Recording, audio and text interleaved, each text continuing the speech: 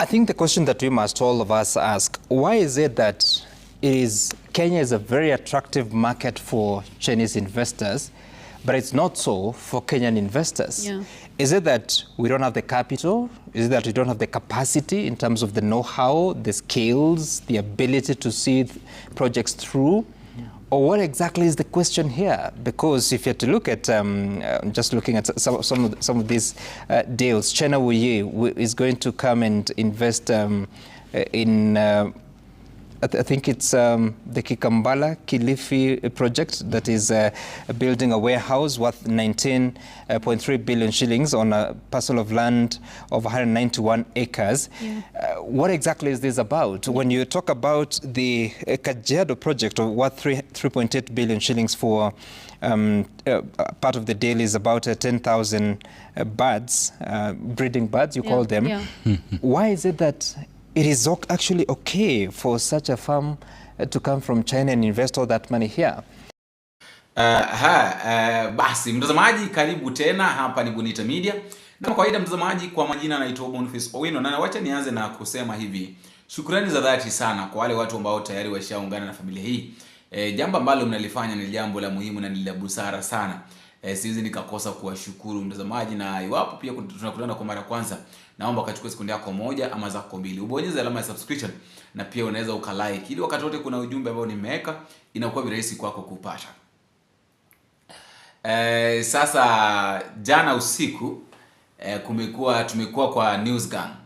Kwa wale watu ambao wanapenda News Gang na pengine wako utazama yale mambo ambayo yalifanyika jana ama yale mambo walikuwa wanazungumzia jana, kulikuwa na Bonyo, kulikuwa na Bonyo, kulikuwa na Gituku na kulikuwa na Jamila.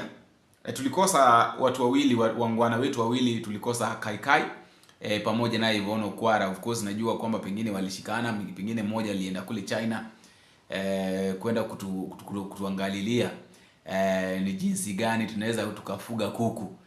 Pengine ni Ivono Kwara, tuwezi tukajua, lakini wawili hao walishikana, ndio maana hawajakuwa. Hawezi wakakosa News Gang. Kama kuna jambo ambalo limefanya watu wengi sana wakapenda Citizen TV News Gang, ni maneno yake Kai pamoja na pengine Kai pamoja na ni wote tu. So wakati ambapo mmoja ama wawili hawapo, unasikia tu ni kama there is something that is missing. So mtazamaji, ningependa usikize, kwa sababu nimesikiza Gituku akizungumza kuhusu ili swala la CBC. Na kwa wale watu ambao hawaelewi, nimeona imebadilishwa kutoka kwa CBC kufika kwa CBE.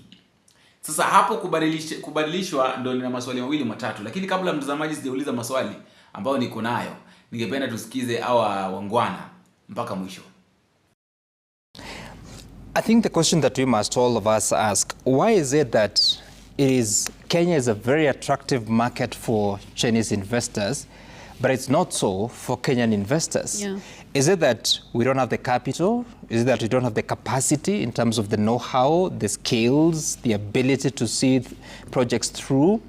Or what exactly is the question here? Because if you're to look at, just looking at some of these deals, China Wuyi is going to come and invest in, I think it's the Kikambala Kilifi project that is building a warehouse worth 19.3 billion shillings on a parcel of land of 191 acres. Yeah. What exactly is this about? When you talk about the Kajiado project of worth 3.8 billion shillings for part of the deal is about 10,000 birds, breeding birds, you call them. Yeah. Why is it that it is actually okay for such a firm to come from China and invest all that money here?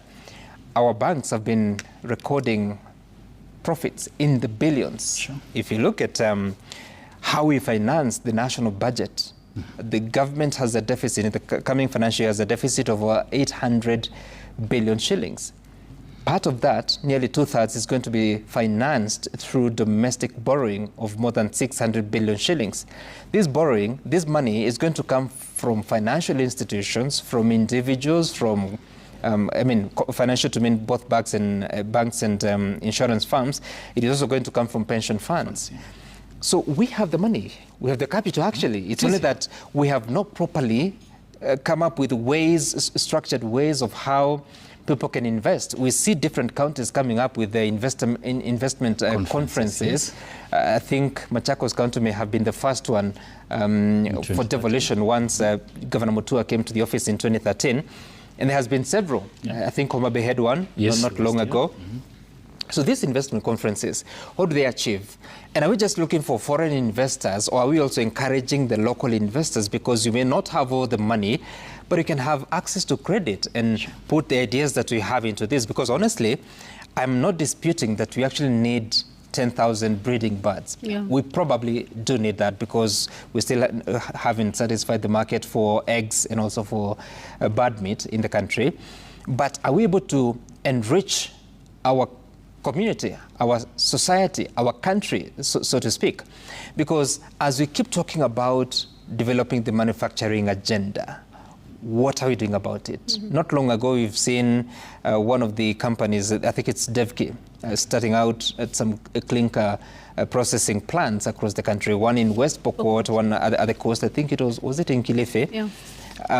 So what is it that is working for such a farm that is not working for other farms in Kenya or for other Kenyans that would be interested in investing in that? And I appreciate the fact that you're saying that 500 jobs will be created by starting a chicken farm. It is okay because 500 people are going to get jobs. But what can you do? Because these are not new skills. Raising chicken is something that is known, especially at the basic level, at the, what do you call it? There was what, subsistence level. Yes. But there are some that have started doing it at the commercial level. Not many birds, maybe 100, 500, 1,000, getting to a few thousands. There are certain tricks, there are certain skills that can actually be shared if this is where we want to go and look for solutions. So I think not having the details of the deal is unfortunate for Kenya. We hope that soon that we are going to get those details, because we need to read. When you're saying that you're investing in Intercontinental Hotel and Hotel Hilton, or is it Hilton Hotel? Hilton Hotel. What is the deal? Because once upon a time, these were hotels that were actually functional. I remember attending a lot of events at both facilities. They no longer function today. When you say that it's a deal worth about 3 billion, another one more than 2 billion shillings, what exactly are they offering themselves, and what are you offering them? Because the land is in Kenya, the hotel, the building is already built, the facilities are there, it is the service that is not running. So when you're saying that more than 2 billion shillings will be invested at Hilton Hotel or at the Hotel Intercontinental, what is the deal? What are we getting out of it? What is Kenya getting out of it? And if you have to look at even the ownership of that hotel, how much is owned by the government of Kenya, and in this case by the public, because Kenyans need to know. On my memo tonight, it's easy to be swept up in the allure of political power, the titles, the bodyguards, the flashing lights of government convoys.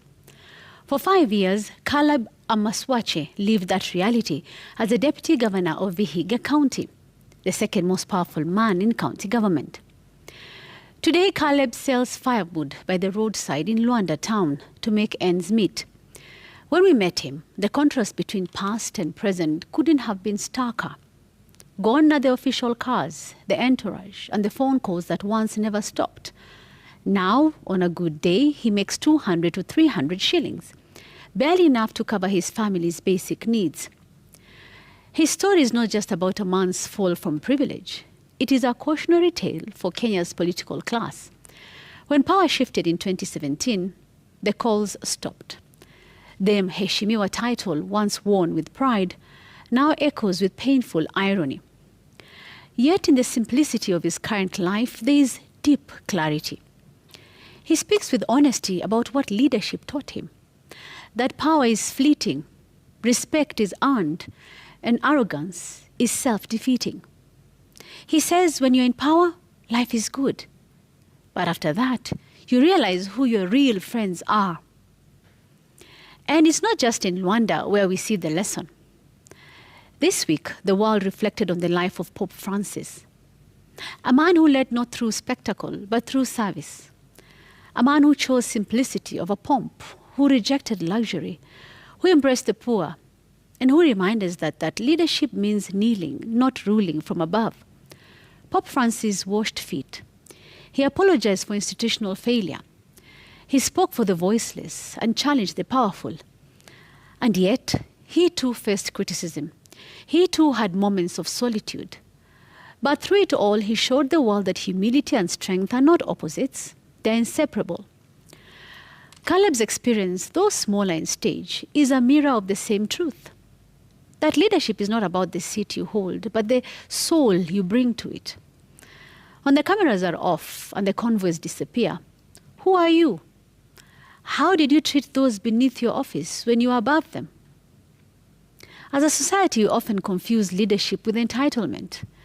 We forget that it is a season, not a lifetime. A chance to serve, not a license to indulge. When their time in office ends, many leaders, especially those without patronage networks, are left to navigate life as ordinary citizens. Many are unprepared, and worse, many are quickly forgotten. Let this be a moment of reflection.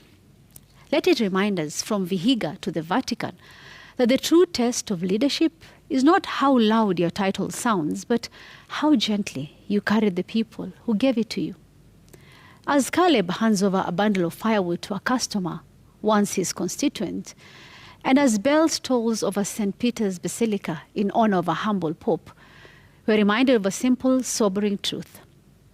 No position is permanent, but every choice in power shapes your legacy long after the convoy fades.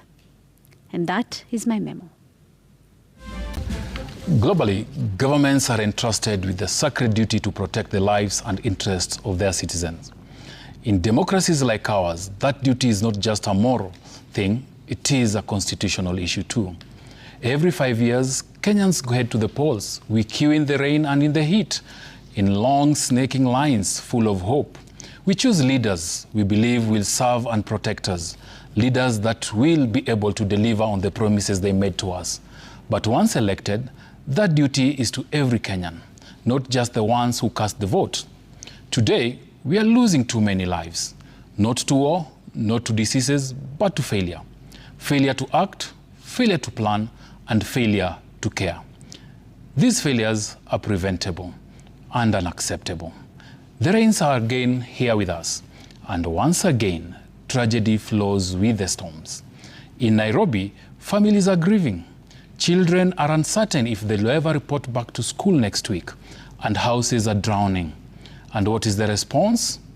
Press briefings, television appearances, excuses, and empty assurance. The sum total is a theater of leadership and a circus of inaction. It cannot and must not be business as usual. A downpour should not mean death, and in equal measures, floods should not mean fear. The fatalities, the injuries, and the displaced families are an indictment to the current county leadership, not acts of nature, but acts of negligence. And it is not just floods. Police brutality has returned to a near full force. Journalists not spared either. We've heard the pressers, we've read their poor promises. But where is the justice? Where is the speed to conclude these cases? Justice delayed is justice denied. To the long list of tribulations that faces Kenyans, you add to the recent Kenya Union of Savings and Credit Cooperatives, KUSCO, the umbrella body for SACCOs, where over 13 billion shillings was lost. At the State Department of Cooperatives, under whose watch the billions were stolen, officials remain in office, promising action on others, but not themselves, with no shame. Power is not a shield. It is a responsibility. Public office is not a reward. It is a duty. Leadership at whatever level must embrace humanity. This country cannot keep bleeding while those meant to heal it look away. Elected leaders and appointed state officials, you are given power to protect life, not to preside over its loss. Duty bearers, you must venerate life and livelihoods of every Kenyan. And that is my bond tonight. Sasa mtazamaji, lile swali ambalo nilikuwa nalo ni hili. Initially ilikuwa CBC. Sasa hivi imebadilishwa ikawa CBE. How much do you think imetumika kubadilisha ile C kuitoa tu kwa C iwe kwa E? Wewe mwenyewe unadhania ama unahisia, unafikiria kwamba ni hela ngapi imetumika? Hela mingi sana. And why is it that the government keeps on confusing people? Like every day they have to confuse us. They're confusing people every day. Mara CBC, mara CBE, mara CBA. Watabadilisha kila kitu mtazamaji. So ningeomba mtazamaji uniambie maoni yako kwenye sehemu maoni. Na nikipenda pia tukutane kwenye video inayofuata ikiwezekana. Nimekuwa wako Boniface Owino. Biko.